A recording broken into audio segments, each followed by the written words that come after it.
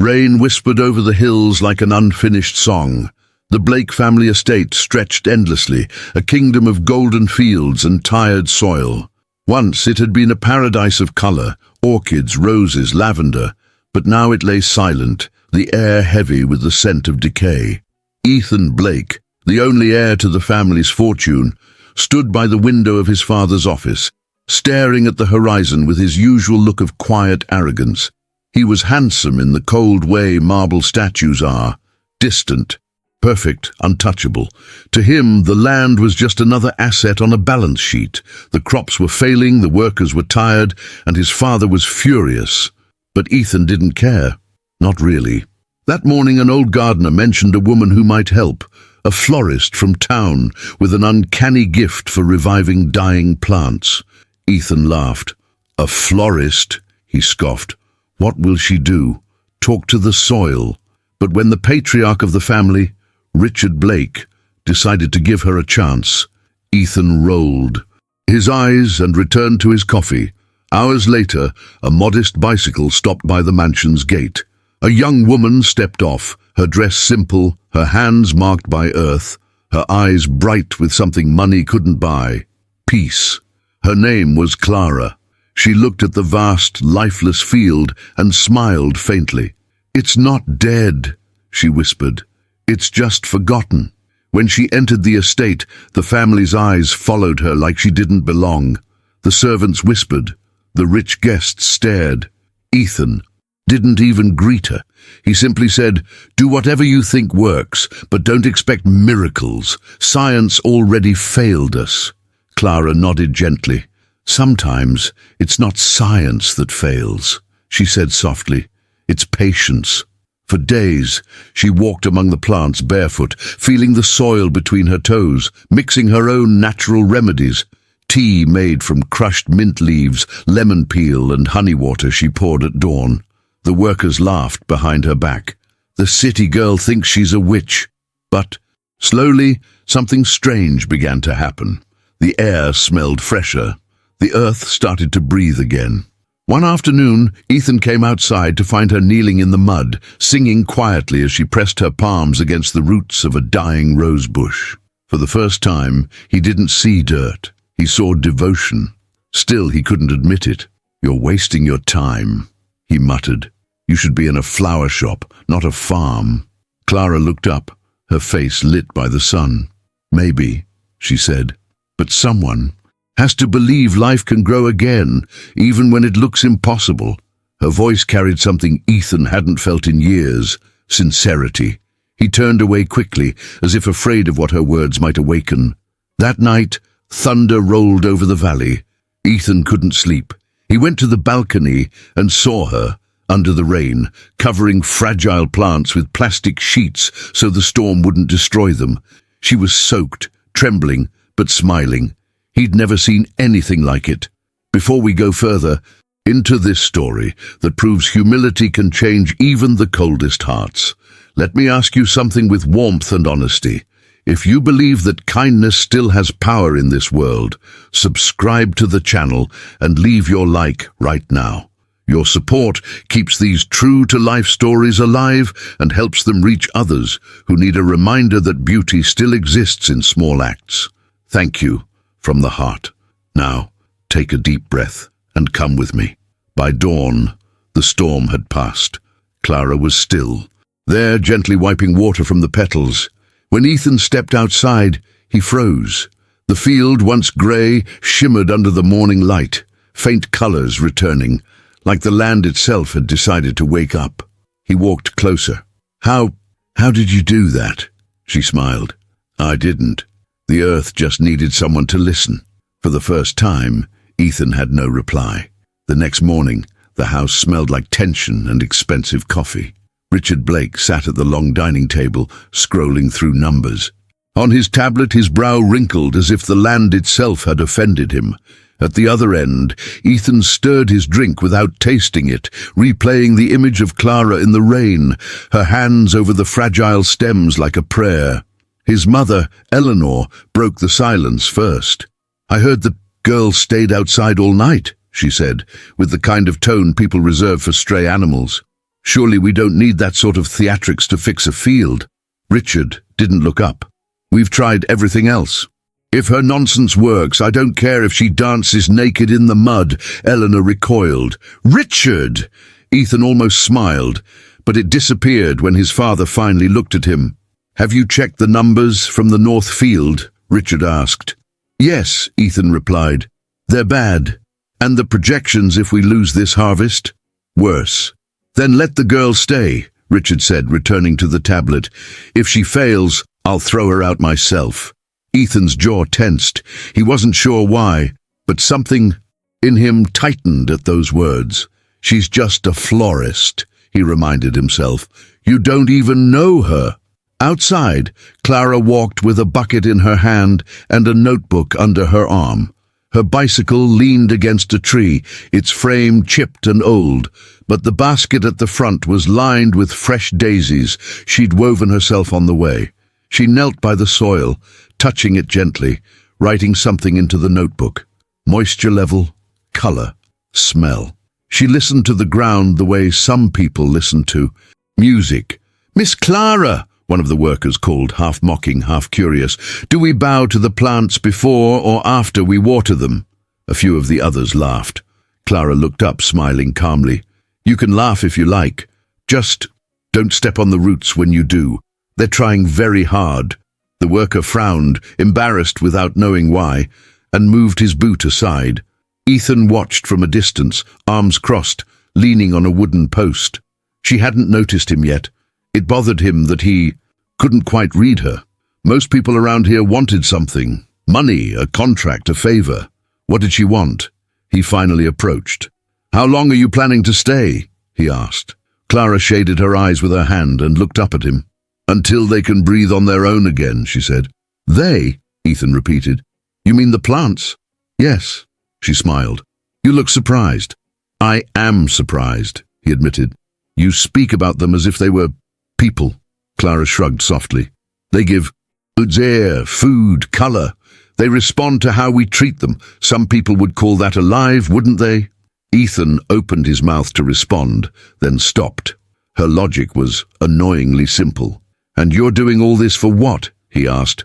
My father didn't discuss your fee with me, but I assume you're not cheap if everyone's been talking about you.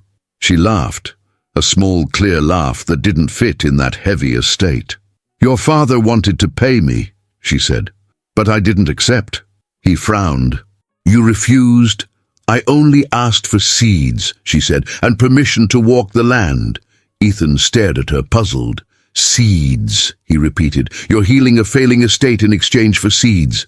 They're more valuable than money, she answered gently. Money disappears. Seeds multiply. No one talks like this, he thought. Not in this house. He noticed the calluses on her hands, the dirt under her nails, the soft glow in her eyes. There was no greed, no calculation, just presence. You really are. Strange, he muttered, almost to himself. Clara smiled like she'd heard that many times before. Strange is just another word for not yet understood. Later that day, she entered the mansion for the first time. One of the maids had told her Richard wanted to speak with her personally. Clara wiped her shoes as best she could before stepping into the polished hall. The floor was so shiny it reflected her figure. Simple dress, braided hair, cheeks still pink from the sun. She passed by portraits of serious men and elegant women, all Blakes, all framed in gold. At the end of the corridor, voices rose behind a half-open door. This is humiliating, Eleanor was saying. A florist from that tiny shop in town. People will talk, Richard. Let them, Richard replied. If she fixes the land, they can write poetry about it for all I care. And what if she doesn't? Another voice cut in, this one sharp, belonging to a woman Clara hadn't met yet. What if this village girl ruins everything? We're not running a charity. Clara froze before the door. She didn't like eavesdropping, but the words hung heavy in the air. That's enough, Vanessa, Richard said. This is a business decision. Vanessa, Ethan's on and off girlfriend, the one the town whispered he would eventually marry, the one who came from a family with as much money and ego as the Blakes. She rides a bicycle, Vanessa continued, voice dripping with disdain. Who rides a bicycle to a place like this? Clara looked down at her hands and smiled faintly.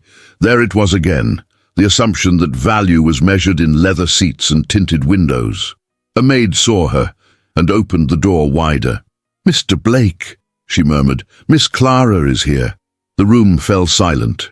Richard turned in his chair, assessing her quickly. Vanessa's eyes scanned her from head to toe, stopping on the dirt at the hem of her dress. Eleanor looked like she'd just bitten into a lemon. "You're the florist," Richard said. "Yes," Clara replied calmly. "Thank you for receiving me." "I've seen some changes in the field," he admitted grudgingly. "My men say the soil is different. The smell is better." "That's good," Clara said. "It means it's waking up." Richard leaned forward. "Can you save it?" Clara didn't rush to answer. She held his gaze with surprising steadiness. "I can help it," she said, "but I can't control the rain or the seasons. What I can promise is that I'll do everything within my hands, and I won't lie to you if it's not." "Enough!" Richard blinked, taken aback by the honesty. Eleanor cut in. "And all this for seeds?" she said, almost choking on the word. Clara nodded. "And the right to plant a small corner for myself, somewhere quiet." Vanessa scoffed. "Unbelievable. Other people would kill for a Blake contract, and you ask for a corner of dirt." Clara looked at her, not offended, just curious. "Some people," she said gently, "have never had a corner of dirt to call their own. To me, it's not small." Vanessa rolled her eyes. Richard cleared his throat. "Very well. If you bring the fields back to life, you can have your corner. If you don't, we end this experiment and you leave. Understood?" "Yes," Clara answered. "Understood." Ethan, who had been leaning against the wall, watching silently, finally spoke. "And if it works," he asked, "if the fields come back stronger than before?" Clara turned her head, their eyes meeting. There was something serious and old in her gaze, as if she'd seen too many. "Things bloom and die to be easily impressed." "Then it won't be because of me," she said softly. "It will be because the land wanted another chance." No one replied. They weren't used to someone refusing credit. After the meeting, Clara walked back outside, the heavy doors closing behind her like the end of a chapter. She exhaled slowly, feeling the difference in the air between inside and out. The house had sharp corners. The field had curves. Ethan followed her a few minutes later. "You heard what they said," he started. "They're not exactly gentle people." "I've heard worse," Clara replied, kneeling down to examine a row of withered stalks. "Plants don't care what names we call each other. They only care how we treat them." He stood there, searching for something to say that didn't sound defensive. "Why don't you want more?" he blurted. "Money, contracts, a car at least. I can arrange that. It would be nothing for us." She looked at him over her shoulder, the wind moving a strand of hair across her face. "Because I don't measure my life in the same currency you do," she answered. "I don't need a car. My bicycle takes me everywhere I want to go, and if one day it breaks, I can still walk." "You could have more," he insisted. "Comfort, security." Clara returned her attention to the soil. "Comfort for some people," she said, "is walking barefoot without anyone judging. Security is knowing you can grow your own food. I already have that. The rest is decoration." Ethan fell, quiet. No business course had prepared him for someone like her. As days went by, Clara's presence became a strange rhythm on the estate. She woke before the sun, worked until the heat grew heavy, rested under a tree with a jar of green juice she'd made herself. Apple, kale, lemon, ginger. Sometimes she shared it with the workers, who at first refused and then slowly started asking for it. They joked less and listened more. She taught them to notice small things, how the leaves curled when the soil needed calcium, how the color at the base of a stem could predict disease, how to mix crushed eggshells with coffee grounds to nourish tired earth. "Plants talk," she said one afternoon as she poured her homemade mixture around a line of seedlings. Not with words, with patterns. Once you see them, you can't unsee them. One of the older workers, Jerome, watched her carefully. "You remind me of my grandmother," he said. "She used to say the land had moods." Clara smiled. "It does." Ethan watched from a distance again, arms crossed, but something in his expression had softened. The more he saw, the more uncomfortable he became with the version of himself who had laughed at the idea of a florist helping them. The first tiny miracle happened quietly. A patch of ground near the old well, where nothing had grown properly in years, sprouted a faint line of green. At first, it was just a suggestion of life, barely noticeable. But under Clara's care, it thickened into rows of strong, determined plants. Richard came out to see it himself. "We didn't plant anything here this season," he said slowly. "How is this possible?" Clara rested her hands on her knees, looking at the seedlings with visible affection. "Old seeds," she said, "ones that fell and were forgotten. Sometimes they wait for the right hands." Richard looked at her, then at the field, then at Ethan. For a brief second, Ethan felt something strange and unfamiliar, pride in someone who wasn't from his world. He caught Clara's eye, ready to say thank you, but she was already turning away, moving deeper into the estate, as if pulled toward the next wounded patch of earth. He watched her go, not realizing that with every step she took across his family's land, she was also walking further into his life, and into the part of his heart he'd convinced himself no one could reach. The following weeks unfolded in quiet transformations. The change didn't come with fireworks. It arrived in small, stubborn victories.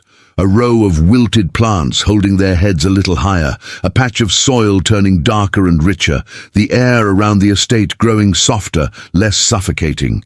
Clara became a part of the landscape. She moved between fields and greenhouses like someone walking through familiar rooms. She hummed under her breath while she worked, simple melodies that didn't belong to radios or playlists, but to somewhere older.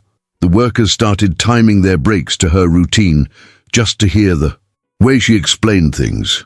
"See this?" she said one afternoon, holding up a leaf streaked in yellow. "This is the plant complaining. Not dying yet, just complaining. Listen early. Fix early." Jerome nodded, taking notes as if he were in school again. Another worker, Lucas, shook his head in disbelief. "How did you learn all this?" he asked. Clara smiled. "From women who had to make something grow or go hungry." Ethan watched them from the edge of the field. He had started coming out more often, under the pretext of checking progress, but the truth was simpler. He was curious. About her, about the way the workers seemed less tense around her, about the peace that followed her like a shadow. She didn't walk like someone afraid of losing access to this place. She walked like someone who would be fine anywhere. One morning he arrived earlier than usual, and saw something he'd never seen on the estate before. The workers were laughing. Clara sat on an overturned crate, a piece of homemade cake in her hand, crumbs on her fingers. Jerome passed around a container wrapped in an old cloth. The smell of cinnamon and orange filled the air. "What's this?" Ethan asked, stepping closer. Clara looked up, surprised but not intimidated. "A cake," she said. "Carrot and orange. One of my neighbors made it. She's older, lives alone. She sells handmade lace bags and sometimes trades them for plants. I brought some for the team." Ethan stared. "You brought cake to my father's fields?" "Yes," she replied lightly. "Plants grow better near happy people." The workers exchanged amused glances. "Want some, sir?" Jerome asked, lifting the container. Ethan hesitated. He wasn't used to eating things that didn't have a brand name, but the smell was warm and honest. He took a piece. The first bite stunned him. It wasn't perfect, it was slightly uneven, a little too moist at the center, but it tasted like something no chef had ever managed to serve him. Time, patience, hands that didn't rush. He finished quietly, licking a bit of frosting from his thumb before realizing everyone was watching him. "What?" he asked. Clara smiled. "Just checking if your world ended because you ate something that didn't come in a box." His lips curved unwillingly. Not yet. She stood, dusting crumbs from her dress. You see, she said to the workers, life is full of first times, even for rich heirs. They laughed again. Ethan rolled his eyes, but there was no edge to it. Later that day, he followed her to the old barn they had turned into a temporary shed for tools and mixtures. Jars lined the shelves, crushed shells, dried herbs, leftover coffee grounds, labels written in small, neat handwriting. You could have a laboratory, he said. Real equipment, proper funding. You don't need to do all this by hand. Clara ran her fingers along one of the jars.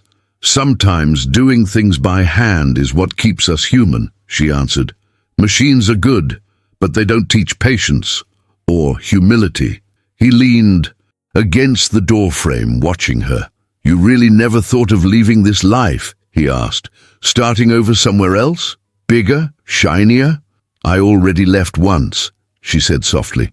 When my mother died, I left the apartment where we lived, the market where we used to buy cheap fruit, the stall where she sold her first bouquets. That was enough, leaving for a lifetime. He studied her profile. And the flower shop? She smiled. That's staying. It's mine now. Small, but alive. I like small. Things, they're easier to love fully. Most people want big things, he said slowly. Cars, houses, parties. Clara looked at him, her gaze kind but steady. And are they happy?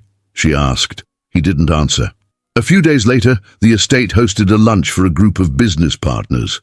Expensive cars lined the driveway. The main hall buzzed with polished laughter and conversations about markets, mergers, and future expansions. Ethan wore a tailored suit, shoulders perfectly straight, every movement controlled. Vanessa stood beside him, dressed in a pale blue designer dress, her arm loosely looped through his. She smelled like expensive perfume and confidence. She's still here? Vanessa asked under her breath as she spotted Clara in the distance, carrying a crate of seedlings toward the south field. Yes, Ethan replied. For how long? Vanessa pressed. You can't let your father turn this place into some kind of charity farm experiment. She's working, not begging, he said. Vanessa's eyes narrowed slightly. You're defending her now? I'm stating a fact. Vanessa followed his gaze. He was looking at Clara in a way that made something sharp twist inside her. Be careful, Ethan, Vanessa murmured. People like her are charming because they have nothing to lose. That can be dangerous. He turned to her. What exactly do you think she's trying to gain? Vanessa smiled thinly. Access, influence, maybe a last name. He almost laughed. The idea of Clara plotting to marry into the Blake family was so far from reality, it felt absurd. You don't know her, he said simply. And you do, Vanessa countered. Since when are you an expert in florists on bicycles? Before he could respond, Richard called him over to meet a new investor. Ethan left, jaw tight, the conversation lingering like smoke. Outside, Clara continued her work, unaware of the storm of assumptions forming inside the house. Only when one of the maids approached her did she sense something was different. Mr. Blake wants to see you, the maid said. Which one? Clara asked. The older one, the real Mr. Blake. Clara wiped her hands on a cloth and followed her back toward the house. She left her bicycle near the side entrance as always, leaning gently so it wouldn't fall. Inside, the contrast slapped her in the face. Marble, chandeliers, polished silver, the clink of crystal against crystal. She felt dirt on her skin, sun in her hair, and for a moment wondered if she should have washed up first. But the land couldn't wait for perfect timing. She entered the side room, where Richard stood with two other men in suits. Ethan leaned against a sideboard, watching her. Vanessa sat nearby, legs crossed, sipping wine. There she is, Richard said. The miracle worker everyone keeps whispering about. Clara smiled politely. Good afternoon, Mr. Blake. One of the other men looked her up and down with thinly veiled amusement. This is her? He asked. I was expecting, I don't know, someone with a degree or a lab coat. Clara didn't flinch. "The land doesn't ask for my degree before it grows," she said. The man raised an eyebrow, but Richard smirked. "Results are what matter," Richard said, "and the results are interesting. The north and east fields show improvement. The projections have shifted." He turned back to Clara. "My partners are curious," he continued. "They want to know what motivates someone like you. You didn't take the money. You don't seem impressed by all of this." He gestured at the room. Clara took a breath. "What motivates me?" she repeated. "The same thing that motivated your ancestors when they first started this estate, I imagine. The desire to see something grow and know you were part of it." "But why here?" one of the men insisted. "You could sell your methods, patent them, make a fortune. Why tie yourself to this place?" "I'm not tied to this place," she said gently. "I'm serving it. That's different." Vanessa let out a small scoff. "Such poetic answers," she murmured. "You should bottle them and sell them." Richard ignored her. "One more thing," he said, fixing his eyes on Clara. "My son mentioned offering you a car, a practical gift, considering how often you come here. You refused." "Yes," Clara replied. "Why?" he asked. "Most people would be thrilled." She looked at Ethan for a moment before answering, as if weighing whether she wanted him to hear this too. "Because I like knowing that I arrive here by my own effort," she said. "My bicycle carries me. My legs move me. If the road is too hard, I know I've reached a limit I can feel. In a car, you move faster, but you lose the sense of distance, and you start thinking everything is owed to you, just because you stepped inside." One of the men laughed quietly. "You're afraid of comfort." "I'm careful with it," she corrected. "Comfort is like sugar. A little is sweet. Too much numbs your tongue until you can't taste anything else." Ethan's gaze softened. Richard sat back, folding his arms. "You're either the most honest person I've ever met," he said, "or the strangest." "Maybe both," Clara replied. The conversation moved on to numbers and projections, but a subtle shift had happened. Clara wasn't just the girl from the flower shop anymore. She was a presence in the room, whether they liked it or not. After the partners left, the house emptied into a heavy afternoon lull. Vanessa stayed behind, pretending to look at a painting while actually watching. Ethan followed Clara back outside. "You're letting her get too comfortable," Vanessa said later that evening, when they found a moment alone in the hallway. "She's not comfortable," Ethan replied. "She's working." Vanessa stepped closer, eyes sharp. "You're seeing her too much," she whispered, "and people are noticing. Your mother, your father, the staff, me." He held her gaze, feeling a familiar pressure closing in around his ribs. Expectations, tradition, the invisible script he was supposed to follow. "She's saving your family's land," he said. "You could show a little respect." "I'd respect her more if she knew her place," Vanessa shot back. "This is not her world, Ethan. Don't forget that. Your life was written long before she pedaled through that gate." She walked away, heels clicking against the floor. Ethan stayed there, alone, torn between the map others had drawn for his life and the quiet, persistent pull of the woman outside, kneeling in the dirt, waking his land. And something inside him from a long, cold sleep. The next days felt like a pause between storms. The fields shimmered with new life, though the people inside the mansion barely noticed. They were too busy pretending nothing had changed. Clara noticed everything. She could tell which patches of soil were grateful, which needed rest, and which still carried resentment from years of mistreatment. She talked to them softly, not in words, but with attention, kneeling, touching, breathing. Ethan often found excuses to join her. Sometimes he carried a basket of water, sometimes just a question. "Do you ever get tired of this?" he asked once, watching her hands dig through the earth. She smiled without looking up. "Do you ever get tired of breathing?" He had no answer. That afternoon, they worked side by side in silence. The sun fell low, coloring everything in gold. From a distance, it might have looked like love, but to Clara, it was simply peace. Inside the mansion, Peace had no place. Eleanor's voice echoed down the hallway. "Richard, I'm telling you, this girl is becoming a distraction. Ethan spends more time with her than with his own responsibilities." Richard sighed. "The fields are finally alive, Eleanor. Isn't that what we wanted?" "At what cost?" she snapped. "People are talking. Vanessa is furious. This family has a reputation to protect." "Reputation won't feed the soil," Richard muttered. Eleanor crossed her arms.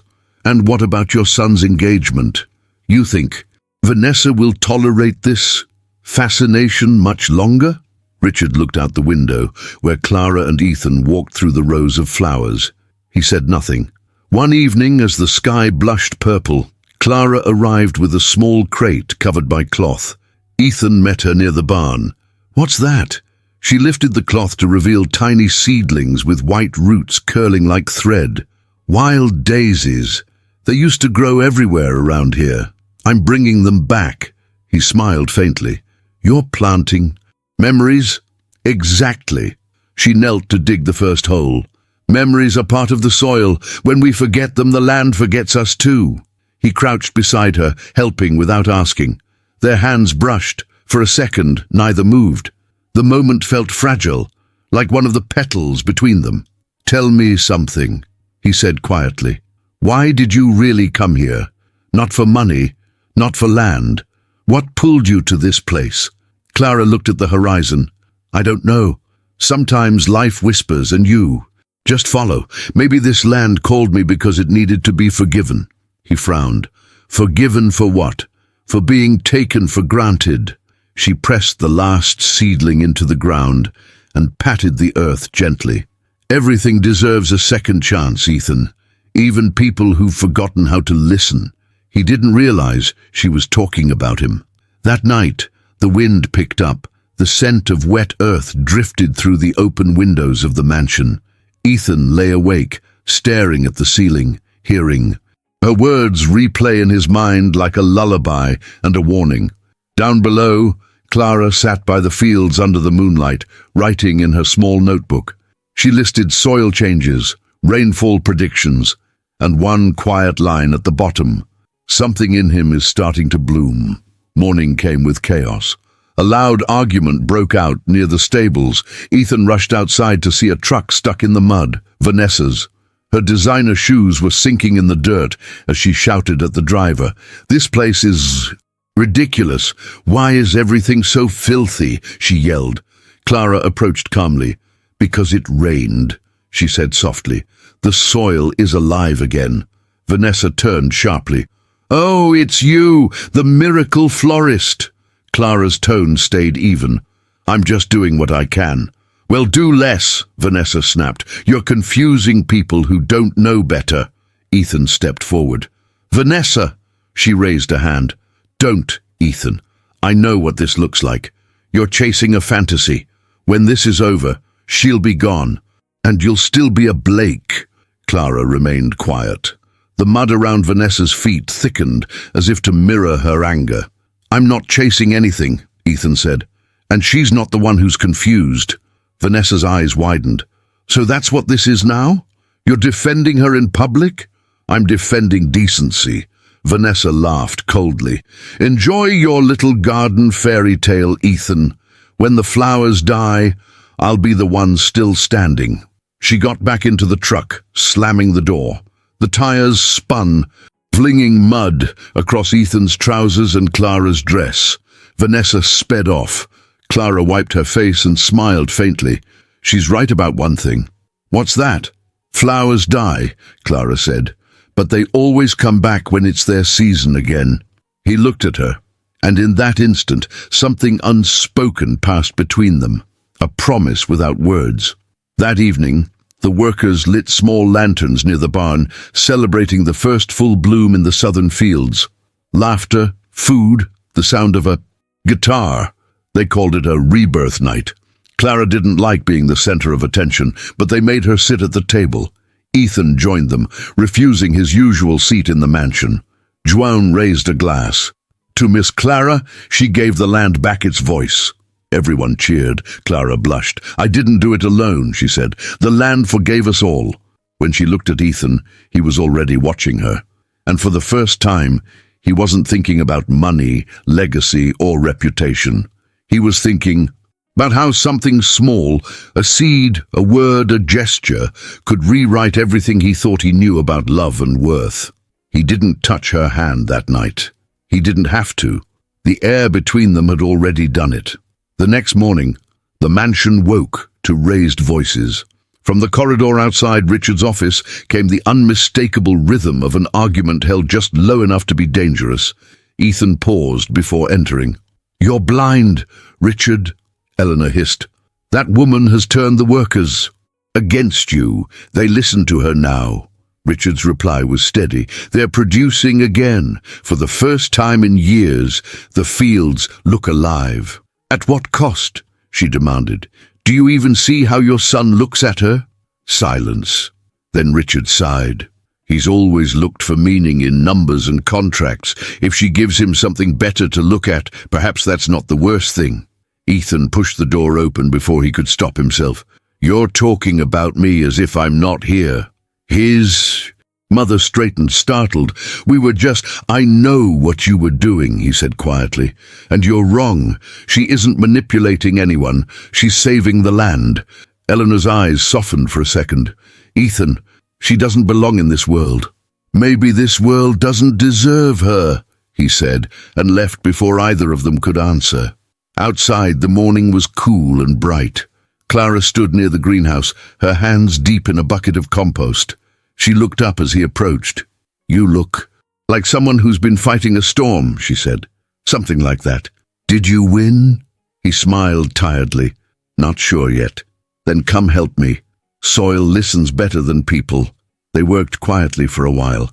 The smell of earth, damp and clean, filled the air. Birds circled overhead. Finally, Ethan said, "My mother wants you gone." "I know," Clara said simply. "You're not surprised." She shook her head. "People fear what they don't understand, but fear is just a seed waiting for light." He looked at her. "And what happens when the light never comes?" "Then someone has to bring it." Her calmness disarmed him more than anger ever could. "Will you leave if they ask you to?" he asked. "I came because the land called me," she said. "I'll leave when it tells me I'm no longer needed." He nodded slowly, realizing there was no threat that could move her. By noon, the workers were in the north fields, clearing weeds and spreading the mixtures Clara had taught them to make. Ethan joined them, ignoring the shocked stares from men who'd only ever seen him in press suits. He took the shovel from Joan and began to dig. "Careful, sir," Joan said, half teasing. "You'll ruin those soft hands." Ethan grinned. Maybe it's time they learned something useful. When Clara saw him, she laughed under her breath. "You'll regret it tomorrow." "Maybe," he said, "but not today." By sunset, his palms were blistered, and the lines of his shirt were smeared with dirt. He didn't care. For the first time in his life, his body hurt in a way that meant something. That night, the family dined without him. Vanessa, recently returned from the city, sat next to Eleanor, her smile sharp as glass. "Where is Ethan?" she asked sweetly. "In the fields," Eleanor muttered. Vanessa laughed softly. "So the rumors are true. The heir of the Blakes has become a farmhand." Richard said nothing. He carved his meat with slow precision, as if the rhythm of the knife could drown out the voices. "You could stop this," Vanessa went on. "All you have to do is dismiss her." Richard looked up finally. "If she leaves, the fields die. Are you volunteering to take her place?" Vanessa's face hardened. "I'm not here to get dirty." "Then stop complaining about the people who are," he said, and left the table. Late that night, Ethan found Clara near the stream that bordered the property. She sat on a rock, legs folded beneath her, a small lantern glowing beside her. The notebook rested open in her lap. "You work too." "Much," he said. She didn't look up. "You worry too much." He sat beside her. Fireflies drifted through the air, small pieces of gold suspended between them. "My mother thinks I've lost my mind," he said. "Vanessa thinks I've lost my status. And what do you think you've lost?" He thought for a moment. Maybe nothing worth keeping. She closed the notebook. Then maybe you've started to find something worth growing. They sat in silence, listening to the slow sound of water. Somewhere nearby, an owl called. In the following days, Clara noticed subtle changes in him. He asked questions that mattered. He stopped giving orders and started listening. The workers teased him less and trusted him more. But the family tension grew. One evening, Eleanor came to the greenhouse herself. Her heels clicked sharply on the stone path. "Miss Clara," she said. Clara straightened. "Good evening, Mrs. Blake." "I want to be clear," Eleanor said. "Whatever you're doing to my son, stop it. This fascination will end badly for everyone." Clara's face softened. "I'm not doing anything to him, ma'am. He's remembering who he is." Eleanor frowned. "You talk like a preacher." "No," Clara said gently. "Just someone who believes in growth." Eleanor looked around at the rows of seedlings, the quiet life returning to her land. "If you truly care for this place, you'll step away before it becomes gossip." Clara met her eyes, steady but kind. "The land doesn't gossip, Mrs. Blake. It forgives. Perhaps you should try it." For a moment, Eleanor seemed ready to respond, but she only turned and walked out. Clara watched her leave and whispered to the plants, "Be patient. They'll learn." That night, Ethan found a note tucked inside the door of the greenhouse. "You can't protect her from us forever." It wasn't signed. He crumpled it in his hand, heart thudding. The handwriting was neat, feminine, Vanessa's. He looked out toward the fields, where the lanterns still glowed faintly. Clara was there somewhere, tending to her silent miracles, unaware of the storm gathering again inside the walls of the house. He clenched the paper and made a quiet promise to himself. This time, he wouldn't stand by while someone destroyed what was good. The next morning came quiet, deceptively gentle, as if the world wanted to disguise what was coming. Mist floated low over the fields, brushing the flowers like a ghost's touch. The air smelled of mint, damp wood, and something waiting to break. Clara cycled up the dirt, a road with her basket full of new cuttings. She always sang softly on her rides, songs without words, made of breath and wind. But today, the song stopped halfway. She could sense the tension before she saw it. 3 black cars were parked outside the main house. Strangers in suits moved boxes from the porch, while Richard Blake stood near the entrance, barking orders. Clara slowed her bicycle. "Good morning, Mr. Blake." He turned, his expression unreadable. "Miss Clara, we'll need you to stop. Working today?" She frowned. "Is something wrong?" "An inspection," he said. "Private matter. It's best if you stay away from the estate for now." There was no warmth in his tone, only formality. Clara nodded slowly. "I understand." But she didn't. Ethan came down the stairs in a rush. "Father, what's going on?" Richard's eyes flicked to the men outside. "Business. What kind of business throws out the one person keeping this place alive?" Ethan asked. "Temporary measure," Richard replied. "Orders from the board. They're concerned about her methods, her lack of credentials. They think she's risky."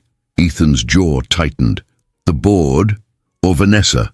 Richard didn't answer. Ethan turned toward the door, but Vanessa appeared first, dressed elegantly in white as if she'd been waiting for the spotlight. "Oh, Ethan," she said with exaggerated sympathy, "you should thank me. I saved your family's reputation." Imagine the headlines: "Wealthy heir entranced by unqualified florist." How charming. Ethan's voice dropped low. "You had no right." "I had every right," she said. "Your father listens to me, and so does the board. You're welcome." He stepped closer, fury flashing through his composure. "If you hurt her," Vanessa smirked, "what will you do? Throw mud on me?" Richard's voice cut in sharply. "Enough!" But Ethan was already gone, pushing past them and running down the path toward the gate. Clara was already unlocking her bicycle when he reached her. "Clara, wait!" She turned, calm as ever. "I'm not leaving forever. Just for now." "They're lying," he said. "It's not an inspection. It's pressure. My mother, Vanessa, the board. They think you're a threat." She tilted her head. To what? To everything they built. Then maybe they built it on something fragile, she said softly. He reached out as if to stop her, but she only smiled and rested her hand on his wrist. Don't fight them now. You'll only get burned. Let the land speak for us. Clara, you don't understand how ruthless they can be. I do, she said. I just don't speak their language. She climbed onto her bicycle. Let them think they've won. The truth always blooms, even under stones. She pedaled away, her figure growing smaller between the rows of trees until she was just a dot of color in the grey morning. For 2 days, the estate felt like it had lost its heartbeat. The workers were restless. The plants seemed to know something was wrong. Without Clara's presence, the air turned heavy again. Ethan tried to continue her routine, checking the soil, watering at dawn, but it wasn't the same. The soil drank the water, but not the hope. In the evenings, he sat near her empty workbench in the barn, staring at her notebooks. Her handwriting filled the pages with details about minerals, shade, and moisture. Yet between the lines were notes like, "Give the roses more space. They're fighting for light," and "Be patient with the olive tree. It's shy." He found one line near the back that made him stop. When people forget gratitude, the earth reminds them. He didn't know whether to smile or ache. Meanwhile, in the mansion, Vanessa moved like she owned the place. She brought gifts for Eleanor, flattered Richard with talk of modernizing the brand, and planned a dinner for investors to celebrate the new era. During one of those dinners, she stood and raised her glass. "To progress," she said, smiling at Ethan, "and to letting go of childish distractions." Ethan didn't raise his glass. "Funny," he said. "Progress shouldn't require destroying what's pure." The room fell silent. Richard gave him a warning look, but Ethan continued. "You've all seen what she did here. The land was dying. She brought it back.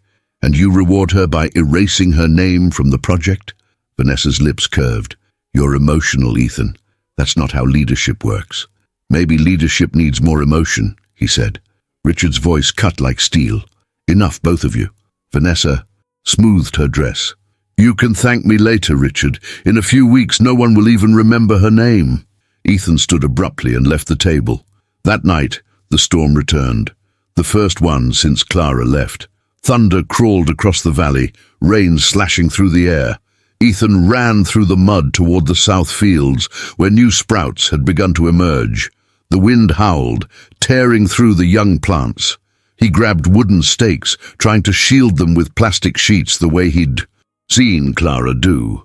The rain stung his face. He shouted over the thunder, "Hold on, you've come this far!" He didn't even know who he was talking to, the plants, the land, or himself. By the time he stumbled back toward the barn, drenched and exhausted, he noticed something flicker near the gate, a small lantern light cutting through the rain. He froze. A bicycle leaned against the post, wet but standing, and beside it, holding her lantern steady against the wind, stood Clara. She was soaked to the bone, hair clinging to her face, but her eyes burned with that calm fire he'd missed. "I told you," she said above the storm. "I don't leave when I'm needed." He laughed breathlessly, relief breaking through him. "You're insane." "Maybe," she said, stepping closer. "But look around, Ethan. The land never asked for permission to be alive again. Why should we?" They worked side by side through the night, tying supports, covering sprouts, their movements wordless but in sync. Every flash of lightning lit their faces, his determination, her serenity, two worlds colliding and finally fitting together. By dawn, the storm passed. The fields were battered but standing. The scent of life clung to the air. Ethan looked at her hands, muddy, trembling, sacred. "You came back," he whispered. "I never really left," she said. He didn't realize until then that she was talking about more than the land. The sun rose slow and fragile, brushing the valley with a hesitant light. The storm had left. Puddles like mirrors between the rows of plants. From the upper balcony of the mansion, Eleanor Blake looked down and froze. The fields were not destroyed.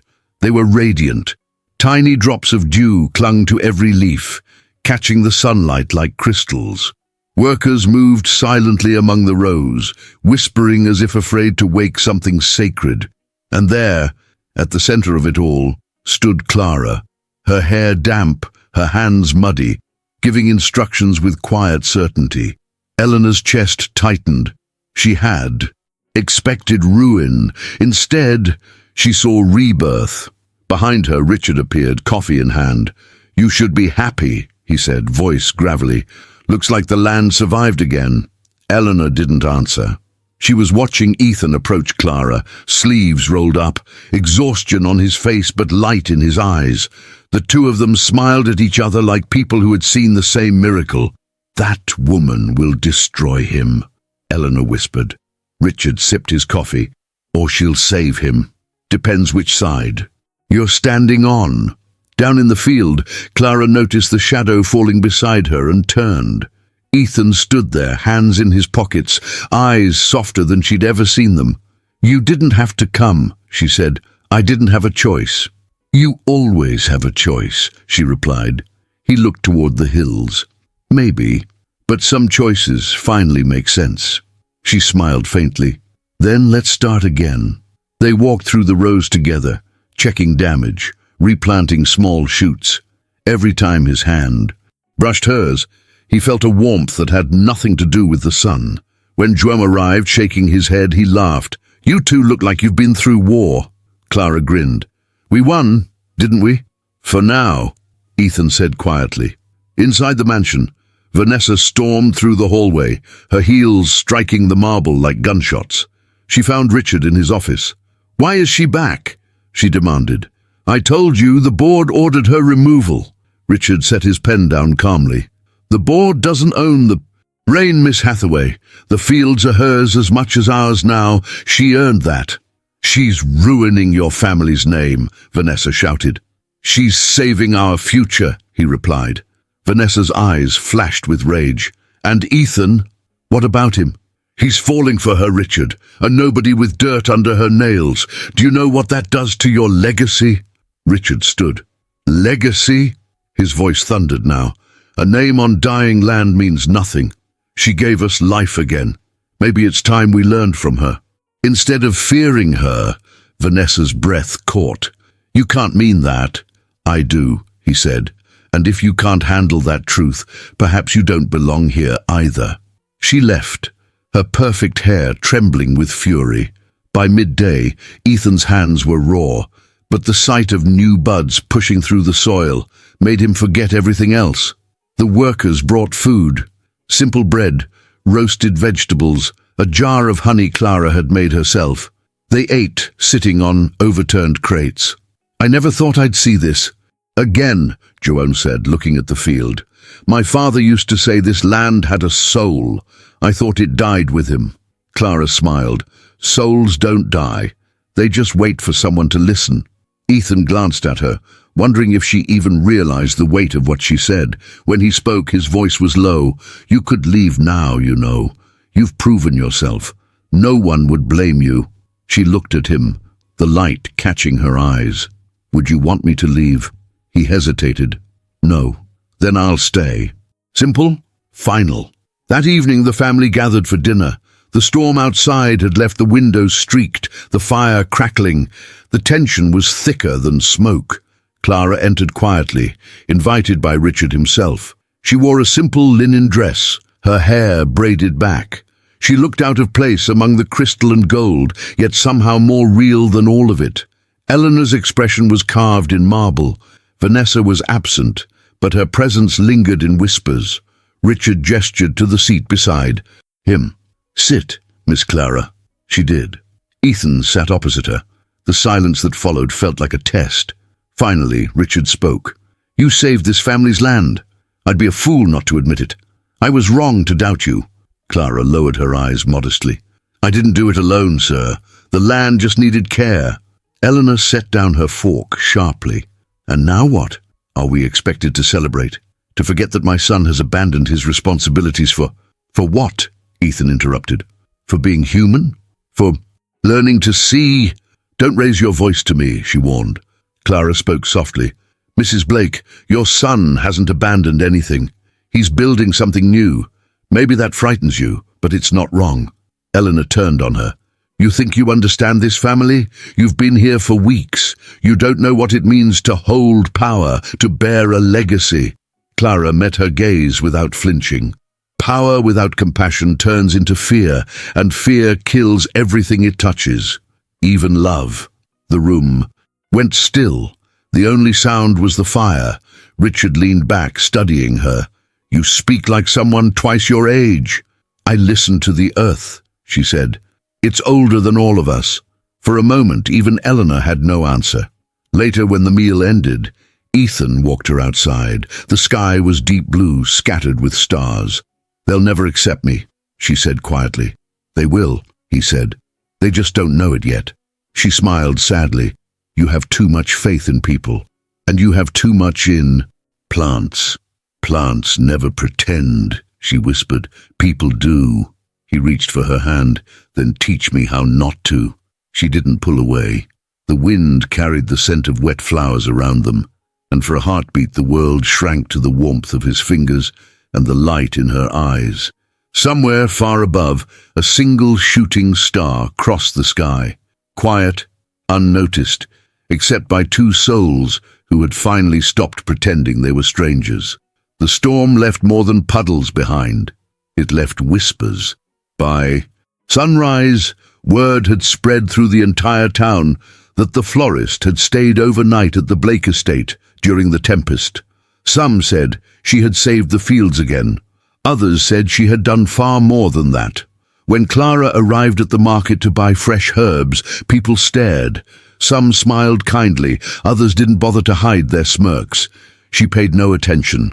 She'd learned long ago that truth doesn't need to shout.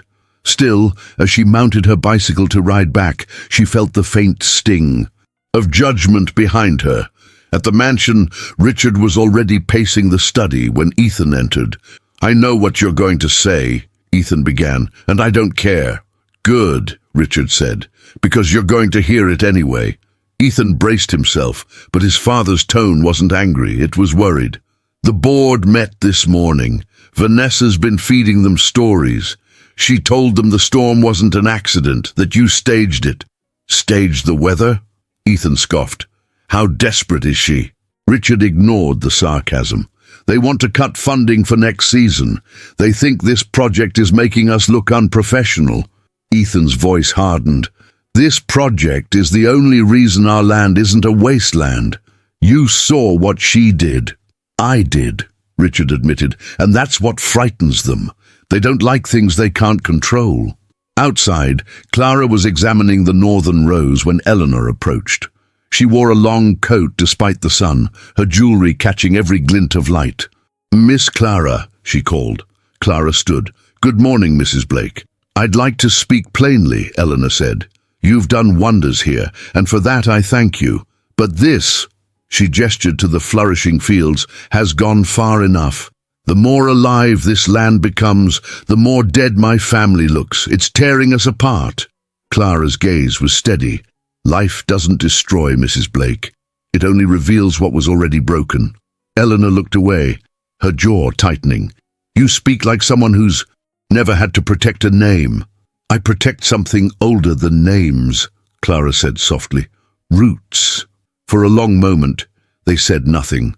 Then Eleanor's voice cracked, just enough to sound human. You'll break his heart, you know. When this ends, it will crush him. Clara's voice was a whisper. Then I'll make sure it breaks clean, not cruel. That evening, Ethan found her near the greenhouse. The scent of lemon balm filled the air. I heard what happened this morning, he said. The board, the rumors, they'll keep pushing. Clara smiled faintly. Let them. Don't do that, he said. Don't act like this doesn't touch you. It does, she said. But only if I let it. He stepped closer. You can't keep carrying this alone. I'm not, she replied. The earth carries most of it for me. He shook his head, half smiling despite himself. You and your earth metaphors. They're true, she said. Look at the plants. They bend under storms, but they don't fight the wind. They let it pass, then grow stronger after. He took her hand, dirt and all. And if the wind never stops, then we root deeper, she said simply. He looked down at their joined hands. You know, when you talk like that, it's hard to remember which one of us is supposed to be saving the other. Neither, she said. We're both just learning to grow. The next morning, chaos arrived, not in words but in numbers. The new investors pulled half their support overnight. Trucks stopped coming. Workers whispered about layoffs. The Blake estate, revived from death only months before, was bleeding again, this time from greed. Ethan burst into the dining room. Vanessa did this, he said. She's been calling investors all week. Richard rubbed his forehead. I can't prove that. I can, Ethan said. I saw the emails. She told them Clara was using unapproved chemicals, that she was unlicensed, dangerous. Eleanor's face went pale. Oh, God. She's trying to ruin her, Ethan said. And us. Richard stood. Then, we'll stop her. But Ethan was already heading for the door. He found Vanessa near the garden terrace, sipping wine, pretending nothing existed beyond her reflection in the glass. Ethan, she said sweetly, you look tired. He snatched the tablet from her hand and showed her own emails glowing on the screen. You did this. She blinked once, not denying it. I warned you. She doesn't belong here. She belongs more than any of us. Vanessa laughed. You're blinded by a fantasy. Do you really? Think love grows out of dirt? It's the only place it can, he said. Vanessa's smile vanished. Fine, she whispered. Then drown in it. She hurled the wineglass against the wall. It shattered, red streaks sliding down like blood. He left her there, the sound of breaking glass following him down the hall. That night, Clara packed her small bag, not because she wanted to leave, but because she knew storms come in many forms, and some are quieter than thunder. She placed her notebook on the table. With a folded note for Ethan, it read, If they need someone to blame, let it be me, but never stop believing in what can grow. She left the key to the greenhouse beside it. When she stepped outside, the night was still. The moon hung low, pale and patient.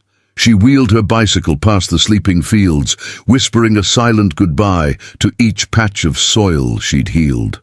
She didn't see the light flick on in the main house. She didn't see Ethan running down the steps, the note trembling in his hand. Clara, he shouted into the darkness, don't you dare disappear. But the road was empty. Only the wind answered him. He stood there under the wide, indifferent stars, clutching her words, realizing too late that sometimes the strongest hearts walk away, not out of fear, but out of love. For 3 days the Blake estate seemed to hold its breath. The air hung still, thick with absence.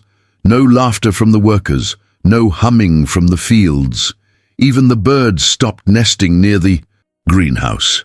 Ethan barely slept. He rode through the valley at dawn and dusk, searching the small roads that led into town, calling her name until his voice gave out.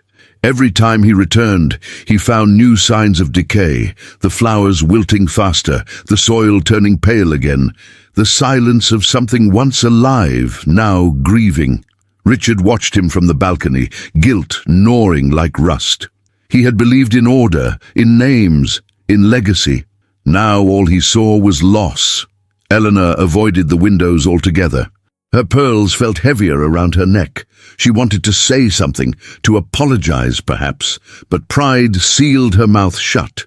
On the 4th day, Ethan saddled a horse instead of the car. He took the narrow path leading to the village, dust clinging to his boots. He didn't stop until he reached the small flower shop on the corner of Main and Willow. The bell chimed as he entered. The air smelled of lavender and rainwater. Shelves overflowed with wildflowers and herbs tied in neat bundles. Behind the counter, arranging white lilies into a clay pot, stood Clara. For a moment he couldn't speak. She looked up slowly, and the calm in her eyes hit him like sunlight after days of storm. You found me, she said quietly. I've been looking everywhere, he answered. You left without, she shook her head. I left so the land wouldn't pay for my presence. They need peace to see clearly again. They need you, he said. I need you. She smiled faintly, wiping her hands on her apron. Ethan, the fields belong to your family. They have to choose what kind of future they want. I can't make that choice for them. Then come make it with me, he pleaded. We'll rebuild together, start over somewhere else. Running doesn't heal roots, she said. It only moves the problem to another soil. He took a step closer, voice breaking. Do you love me? Her eyes softened. Love isn't a question of if, Ethan. It's what you do with it that matters. He closed his hands into fists. Then let me. Prove it. She hesitated, looking at him, at the exhaustion, the sincerity, the boy inside the man who finally understood what it meant to care for something without owning it. Finally she said, if you truly believe in what we started, go back. Make them see. When they do, I'll return. He wanted to argue, but her tone left no room for words. Back at the estate, Richard met him halfway down the path. Any luck? Ethan dismounted slowly. I found her. And? She's not coming back. Not until we deserve her. Richard's gaze drifted toward the horizon. Then we have work to do. For the first time, father and son shared the same goal. Restore not just the land, but the heart that beat beneath it. Weeks passed. Ethan rebuilt the routines Clara had taught him. Water before sunrise, rest the soil between rotations, speak to the plants as if they could hear. The workers followed his lead. He opened the greenhouse windows each morning, letting the air breathe again. And slowly, the land responded. The first bloom came early, wild daisies sprouting near the fence where she used to leave her bicycle. Ethan knelt beside them and smiled. You kept your promise, he murmured. Richard walked up behind him. Maybe she did, he said quietly. Or maybe you finally learned how to listen. The older man's voice held something new, humility. You were right about her, Ethan. About everything. I forgot what this place was meant to be. Ethan looked up at his father. It's not too late to remember, Richard nodded. Invite her back. Ethan hesitated. She won't come because we ask. She'll come when she feels it. Then give her something to feel, Richard said. The next day, Ethan rode into town again. But this time he didn't go to the shop. He went to the market square, where the townspeople gathered on Saturdays. He stood on the old stone steps and spoke loudly enough for everyone to hear. My family owes a debt, he said, to a woman who gave life back to land we'd forgotten. How to love. We failed her, we doubted her, but the earth remembers kindness, and now so do we. The crowd murmured. Some smiled. Others whispered. Ethan continued. The Blake estate will reopen its gardens to the public. The first field, her field, will be named after her. Every flower that grows there will carry her name, Clara's Meadow. Someone began to clap. Then another. Soon the entire market echoed with applause. At the edge of the square, hidden by a row of fruit stalls, Clara stood, quietly, tears glinting in her eyes. She didn't move, didn't speak, but her heart shifted as if the earth itself had answered her call. That night back at her shop, she found a basket waiting by the door. Inside was a single daisy tied with a golden ribbon and a note written in Ethan's familiar handwriting. The land is breathing again. It's waiting for you. She smiled, running her fingers over the petals. Maybe, she whispered to the flower, it's time to go home. The morning Clara decided to return. The sky glowed the same color as the wild daisies she had planted long ago. The wind carried a sweetness she hadn't felt in weeks, the scent of damp earth mixed with something almost divine. She packed lightly, just her notebook, a few seeds, and a loaf of bread she'd baked before dawn. She placed them in the basket of her bicycle and took one long breath before pedaling down the familiar road that wound through the valley. The closer she got, the slower she went. Every corner was heavy with memory. The hill where she'd first met Ethan, the stream where they'd once shared silence, the gate where she'd said goodbye. When the estate finally appeared over the ridge, her eyes widened. The fields shimmered with color. Rows of lavender swayed gently in the breeze. Sunflowers turned their heads toward the light, and there, in the middle of it all, a wooden sign stood tall, hand-carved and simple. Clara's Meadow. She stopped pedaling. Her breath hitched. The world blurred for a second, not from exhaustion, but from tears she hadn't realized she was holding back. Ethan was kneeling near the fence, planting young saplings, when he heard the sound of a bell, the small metallic chime of a bicycle. He turned, wiping his hands on his jeans, and froze. She was there. The sunlight caught her hair, her face, the faint smile that had haunted his dreams. For a heartbeat, neither of them moved. Then she set the bicycle down and walked toward him. "I heard the land was breathing again," she said softly. He managed a shaky laugh.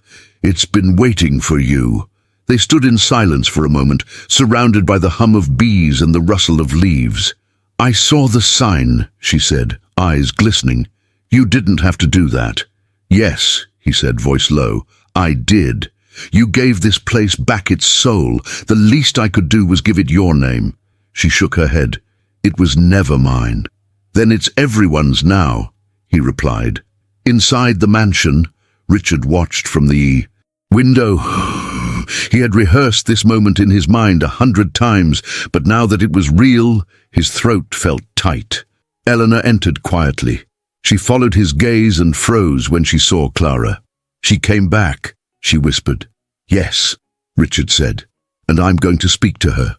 Eleanor reached for his arm. "Richard, wait." But he was already walking toward the door.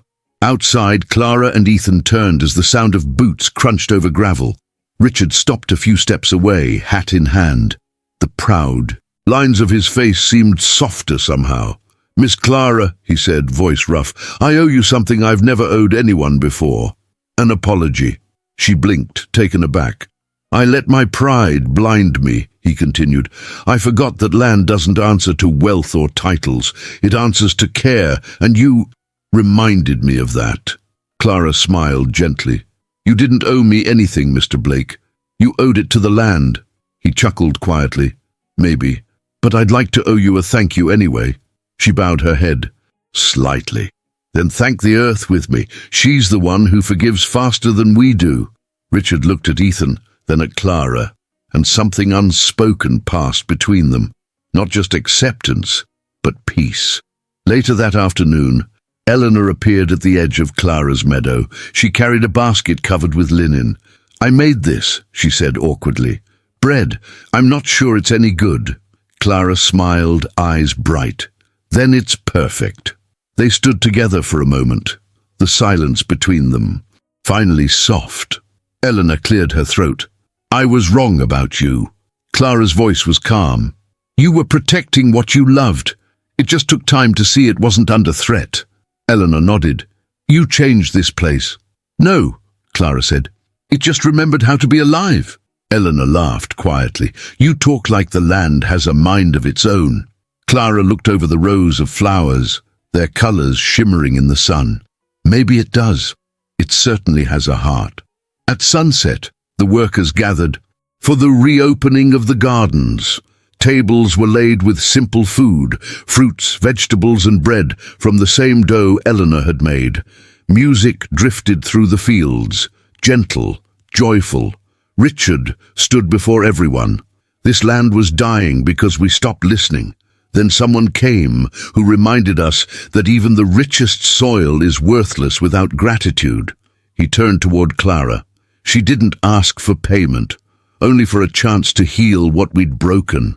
Tonight, we honor her, not as a guest, but as part of this family. Applause rippled through the crowd. Clara lowered her head, overwhelmed. When she looked up, Ethan was already at her side. "You see," he said softly, "they finally heard you." "I didn't want them to hear me," she said.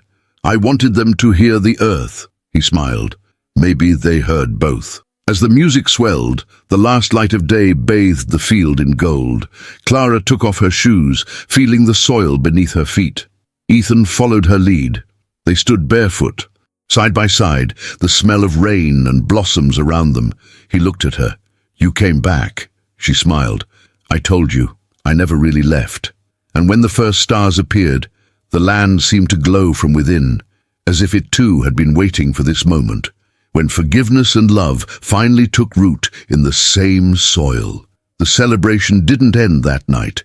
It simply changed form, slowly becoming part of the land itself. In the mornings, laughter now mixed with the hum of bees. The workers sang, while they tilled the soil. Children from the nearby village wandered through the fields, picking wildflowers with careful hands. Every corner of the estate breathed differently, as if the earth had exhaled after years of holding its breath. Ethan and Clara worked side by side. They didn't talk much. They didn't have to. The rhythm of their movements was its own conversation, his careful strength balancing her quiet precision. One afternoon, he brought her a small wooden box. Inside lay several smooth stones, each carved with a single word: faith, kindness, roots, home. From the stream, he said, the one where you used to write at night. I thought maybe we could mark the edges of your meadow with them. She ran her fingers over the words, smiling. They don't belong to me, Ethan. They belong to us, he said, to everyone who works here now. She looked at him, the wind brushing strands of hair across her face. That's what I wanted to hear.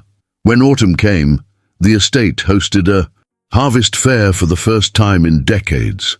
Villagers arrived carrying baskets of fruit, homemade jams, lacework, and bread. The once arrogant Blake Fields now opened freely to the people who had lived in their shadow for generations.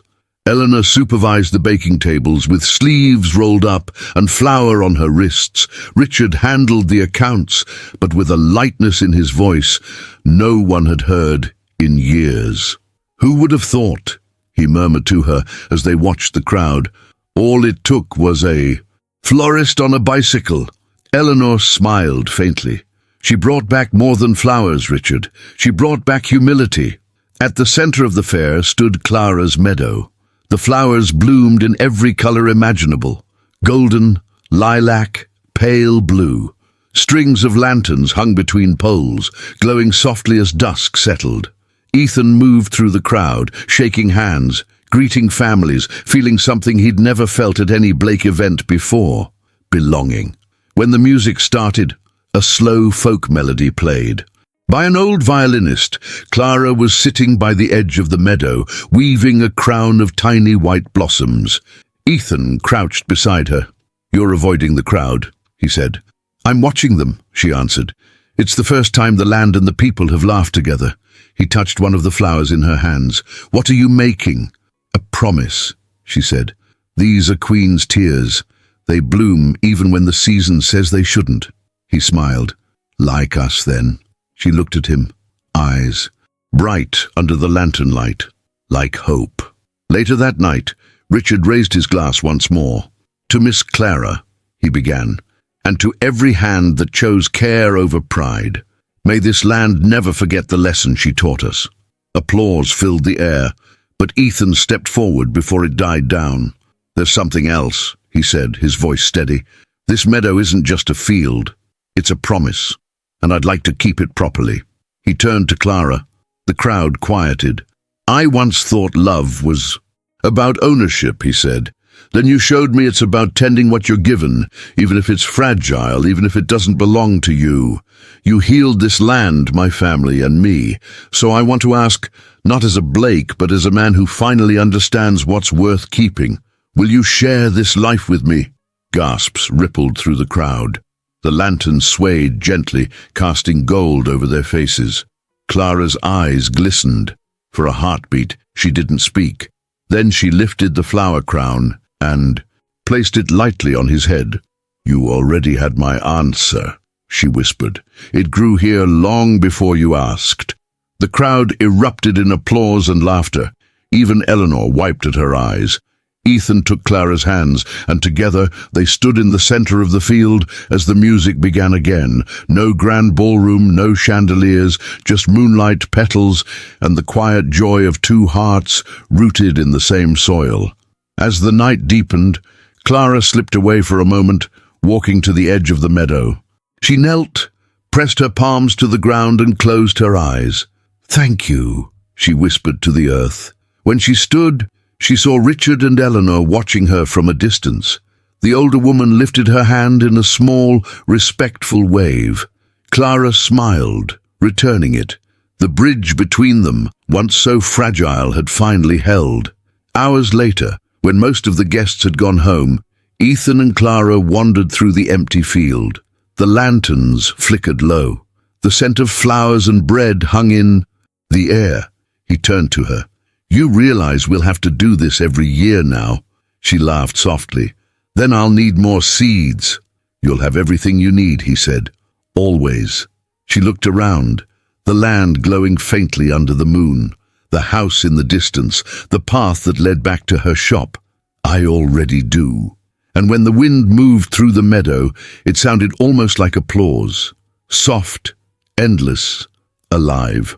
The morning of the ceremony dawned soft and golden, like the world itself had decided to whisper a blessing. Dew glimmered on every blade of grass. The air was thick with the scent of jasmine and rose. There were no bells from a cathedral, no marble aisles, no orchestra, only the meadow that had once been lifeless now singing with colour. Clara stood in her small cottage by the stream, her window open to the sound of the wind. The dress she wore was simple, ivory linen, flowing with tiny hand-stitched flowers along the hem. Eleanor had made those stitches herself, every thread a quiet apology. Clara ran her fingers through her hair, leaving it loose. She placed a single daisy behind her ear and looked at herself in the mirror. No diamonds, no veil, only light. Outside, the villagers were already arriving, carrying baskets of petals instead of confetti. Children held ribbons that danced in the breeze. Even the workers from the estate, once skeptical, wore small bouquets pinned to their shirts. At the far end of the field, Ethan waited beneath an arch woven from branches and wildflowers. His suit was dark grey, the same shade as the storm clouds from the night they had saved the land. Around his wrist was a cord braided with dried lavender, Clara's idea of a wedding band. When he saw her approaching, his breath caught. She walked barefoot along the petal-strewn path, the earth cool beneath her feet. Every step seemed to make the colours bloom brighter. She stopped in front of him, and the entire meadow fell silent. Richard cleared his throat and stepped forward, acting as the officiant. "This land," he said, "was once dying. It forgot how to receive love. These two reminded it, and us, how to begin again." He turned to them. "Ethan Blake, do you choose to honour not just this woman, but the roots she carries with her, the humility, the kindness, the truth that wealth can't buy?" Ethan smiled. "With everything I am. And you, Clara, do you choose to stand beside him, not as someone who saved his world, but as someone who will keep teaching it how to live?" "I do," she said softly. Richard nodded. "Then let what is planted here today never be uprooted." He stepped back. Ethan took Clara's hands. "You once told me comfort can numb the soul," he said. "I don't ever want to forget what the soil feels like. Promise me we'll always stay close to it." "I promise," she whispered, "even when our hands wrinkle and the flowers forget our names." He laughed gently. "Then we'll remind them." They exchanged cords of woven herbs instead of rings. Mint for clarity, rosemary for remembrance, thyme for courage. When the cords touched, a breeze swept through the meadow, scattering petals into the sky. The crowd erupted in applause. Eleanor cried openly. Richard placed an arm around her shoulders. "Look at them," he murmured. "They made beauty out of our stubbornness." The celebration lasted until dusk. Tables stood under strings of lanterns. Laughter and violin music floated into the evening. People danced barefoot, their footprints leaving small hearts in the soil. Clara moved through the guests with ease, hugging the workers, thanking the villagers, tasting the bread Eleanor had baked. Ethan followed her with a look that held more peace than passion, as if he finally understood what it meant to arrive. When the last light faded, Clara slipped away to the edge of the field. She looked up at the stars and whispered, "We did it." Ethan came to stand beside her. "No," he said. "You did it." She shook her head. "The land did it. We only remembered how to listen." They stood there silent as fireflies began to appear, small trembling lights weaving patterns over the flowers. "Do you hear that?" Clara asked. Ethan tilted his head. "What?" "The earth," she said. "It's breathing." He took her hand. "Then let's breathe with it." And together they did. 2 hearts, 2 worlds, 1 rhythm, under the same endless sky. The morning after the ceremony, the estate felt different. It wasn't just quieter, it was lighter. The kind of quiet that comes after rain when everything has been washed clean. Clara woke early, barefoot on the wooden porch of their small cottage near the meadow. The world shimmered in gold. The smell of wet soil and wildflowers wrapped around her like a prayer.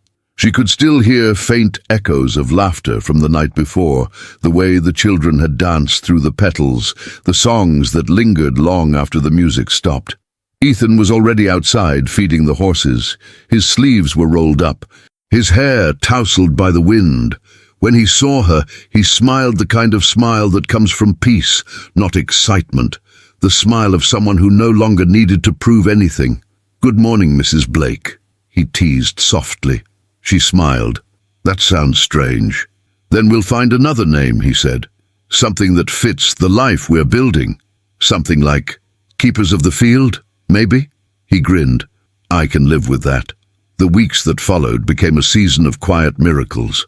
The land responded to their care as if it understood the vows spoken over it. The orchard, which had been barren for years, began to sprout fruit again. Birds returned to nest in the old oak trees. Ethan spent his mornings helping the workers rebuild the outer barns, but this time there were no strict orders, no shouting. They worked as equals. One afternoon, Clara gathered everyone beneath the new archway where they had married. "I've been thinking," she began, "this land doesn't belong to one family anymore. It should belong to everyone who helped bring it back." Richard and Eleanor were there too, standing quietly among the workers. Clara looked at them. "I want to open it. To children, to travelers, to anyone who needs to remember what peace feels like." Ethan placed a hand on her shoulder. "A sanctuary," he said.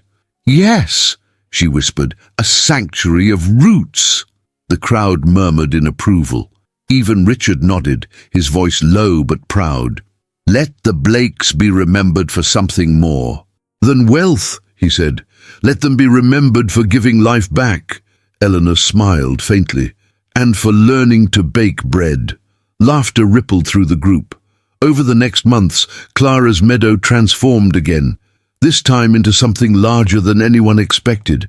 Wooden benches appeared under the willow trees. A small classroom was built near the stream, where she taught children about soil and patience. Tourists began to visit, drawn by the story of the florist who saved the land of the Blakes. Ethan handled the logistics, but it was Clara who carried the soul of the place. She never charged admission. Instead, there was a box by the gate that read, "Give what you can. Take what you need." People left coins, notes, drawings of flowers. Some left seeds. By the end of that year, the sanctuary had a new name carved into the gate, the Garden of Second Chances.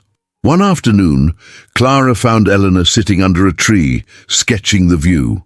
"I didn't know you could draw," Clara said. "I didn't either," Eleanor admitted, "until I stopped trying to control everything. Turns out my hands remember beauty." Clara smiled. "The earth has that effect." Eleanor paused, then looked at her.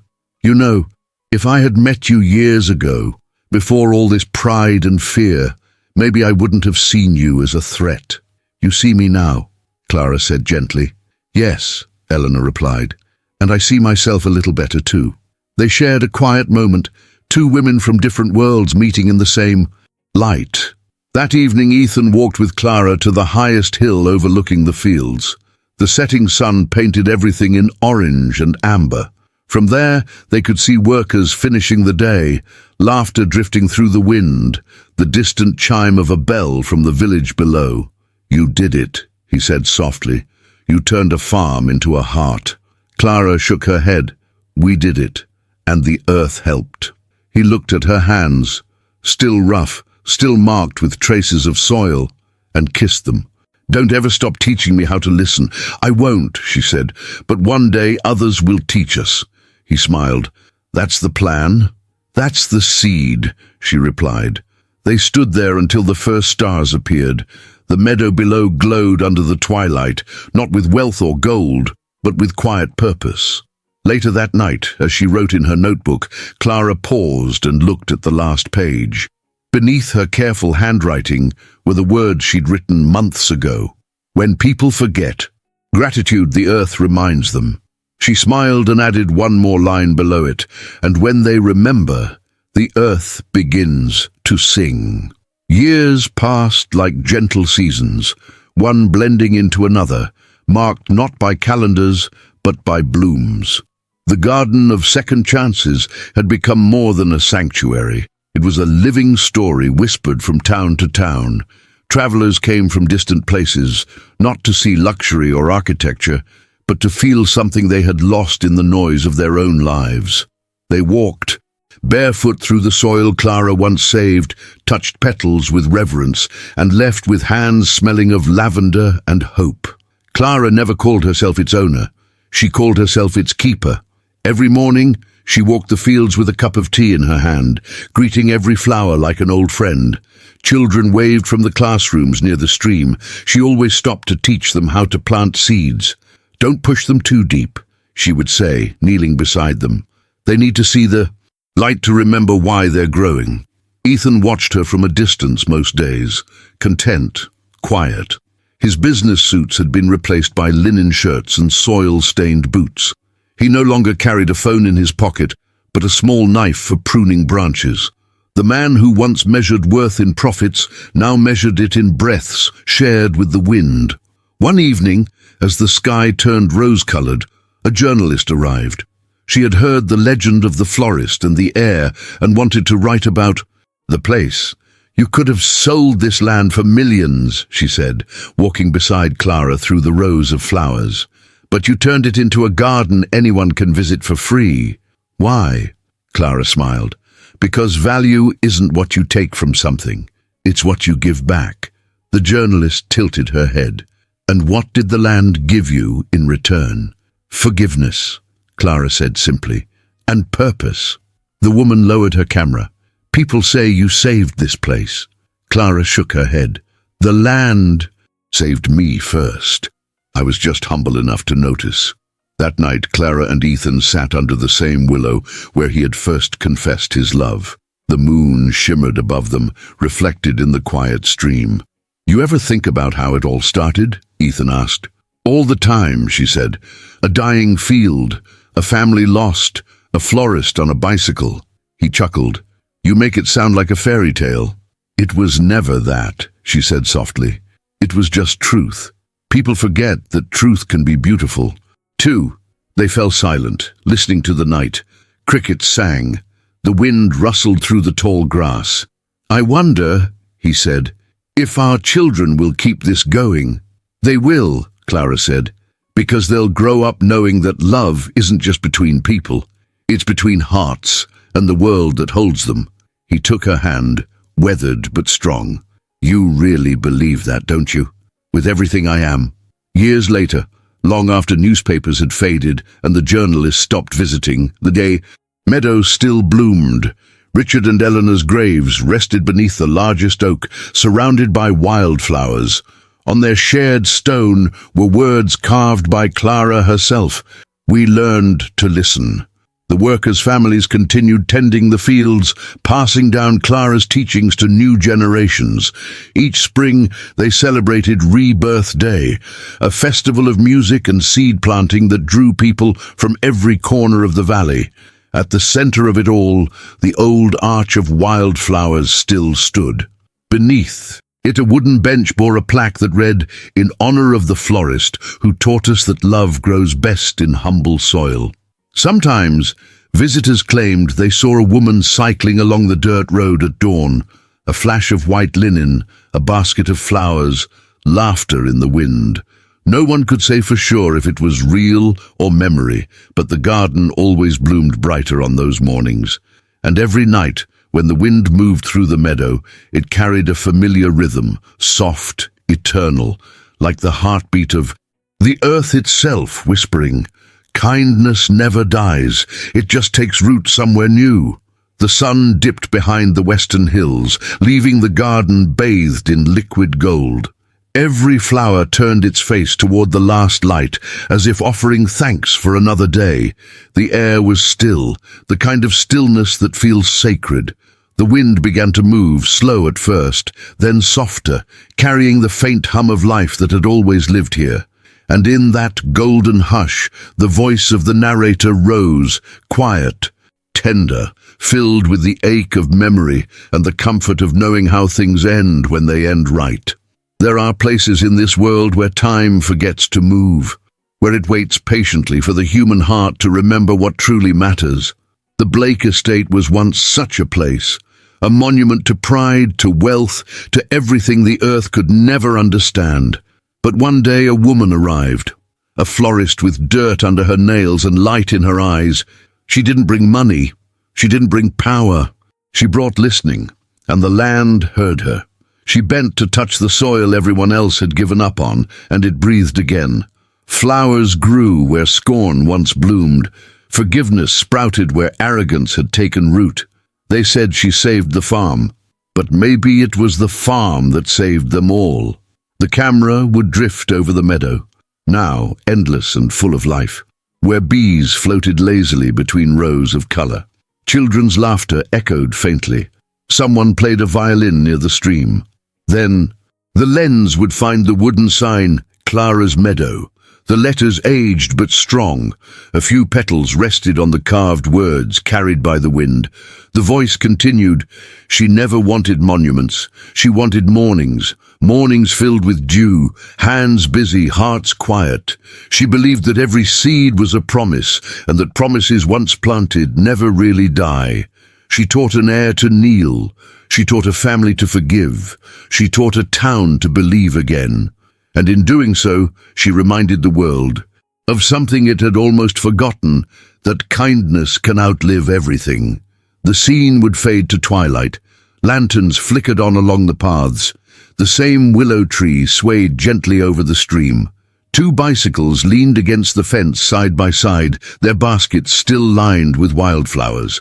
The narrator's voice lowered to a whisper. When you walk this meadow, you might still feel her. The air seems to know her laughter. The wind still smells like her hands, of rosemary and rain. Maybe. That's the thing about souls like hers. They never really leave. They just keep blooming wherever love dares to listen. A soft instrumental melody would rise, strings and piano, as the screen filled with the wide aerial shot of the Garden of Second Chances. From above, the paths through the flowers formed a shape no one had planned, a heart made of color and light. The last words would appear, white over gold, dedicated to those who heal quietly. Then the image would fade to black. The bare screen fades in from black. Dawn spills over the valley, slow, golden, infinite. The light drifts over the petals, over the old house now softened by ivy, over the children running barefoot along the paths of Clara's meadow. The air hums like a quiet hymn. The narrator's voice enters, low, steady, and tender. Vicente's voice, the kind that holds silence in its pauses. They used to say this place was cursed, that nothing good could grow here again. But maybe curses are just forgotten. Blessings, waiting for someone brave enough to listen.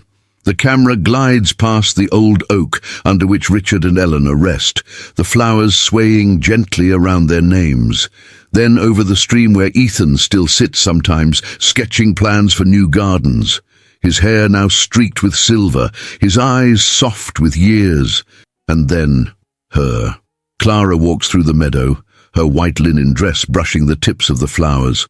Her hair, streaked with threads of grey, glows in the morning light. She pauses by the youngest trees, ones she and Ethan planted together on their first spring after the wedding. She touches the bark lightly, smiling to herself. The voice continues, "Time moves differently here. The years don't take, they give. They give laughter lines, gentler steps, quieter hearts. And though the world beyond this valley rushes and forgets, here, everything remembers." The camera follows a butterfly as it flutters past her hand across the field toward a group of children. Planting seeds, a little girl kneels, pressing the soil carefully, just as Clara once did. Clara bends beside her. "Not too deep," she says softly. "Let it see the light." The girl looks up and nods. "Like you taught us." Clara smiles. "No, like the earth taught me." The wind lifts, carrying her words away, scattering them through the garden like pollen. The narrator's voice returns. "Every story ends, but not this one, because some stories don't live on paper, they live in the hands that keep working, the hearts that keep tending." The heir who once despised a florist learned to love not what glittered, but what grew. And the florist who once healed the land taught a world too busy to listen how to hear again. The camera begins to rise, climbing slowly above the fields. The meadow stretches endlessly below, colors blending into one vast sea of life. The river glints like silver thread. The air hums with birdsong. Vicente's voice softens. "If you ever find yourself lost, come here.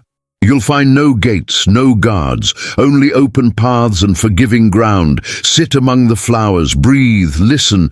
You'll hear her there, in the rustle, in the rain, in the roots whispering beneath your feet. And you'll know, kindness never dies. It only changes form." The last shot hovers high above the valley. The morning sun turns everything into gold. From the sky, the garden of second chances forms a perfect shape. A heart shining softly beneath the light. Music swells, strings, a single piano note repeating like a heartbeat. White text fades in, the end. And then, beneath it, one last line written as if by hand. "The heir despised the florist, and no one imagined she would teach the world how to bloom again."